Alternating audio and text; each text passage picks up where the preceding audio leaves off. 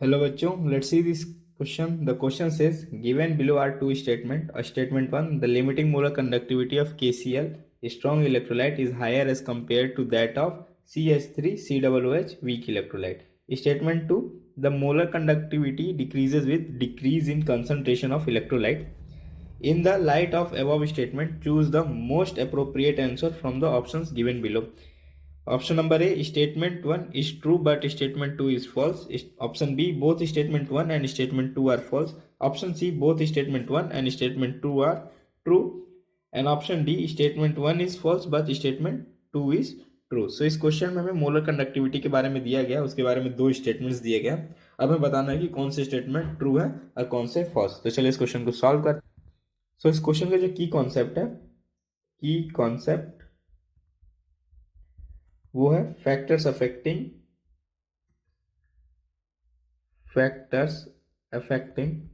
Molar conductivity. So in aqueous solution, जब हम aqueous solution लेते हैं, इन एक्वस सॉल्यूशन जो H प्लस होता है, H plus exist in H3O form, H3O plus form, which is smaller in size than the hydrate ion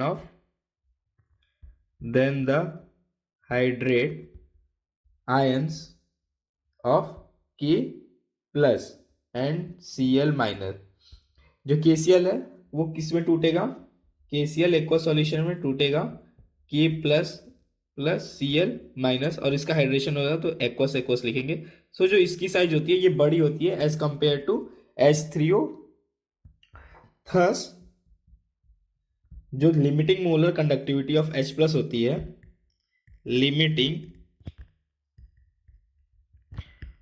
molar conductivity of H plus, it is more than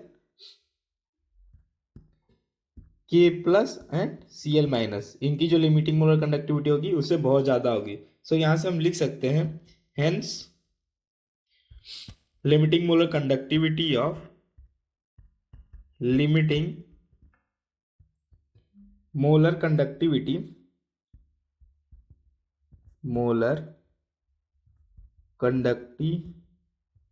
of CH3COOH is more than KCl.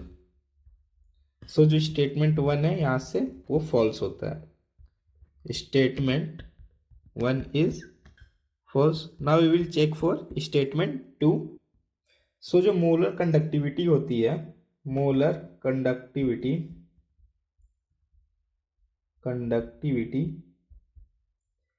it is the conductance property of solution, is the conductance property of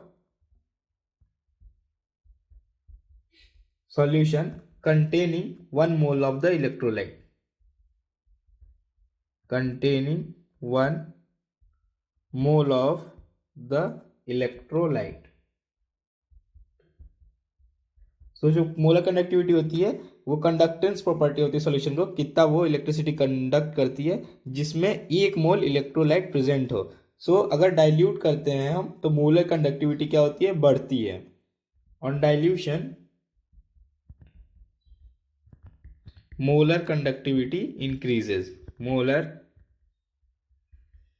conductivity increases. Now यहाँ पे दो case आते हैं कि strong electrolyte में किस वजह से बढ़ती है और वीक इलेक्ट्रोलाइट में किस वजह से बढ़ती है. सो सबसे पहले हम स्ट्रॉन्ग इलेक्ट्रोलाइट की देखेंगे.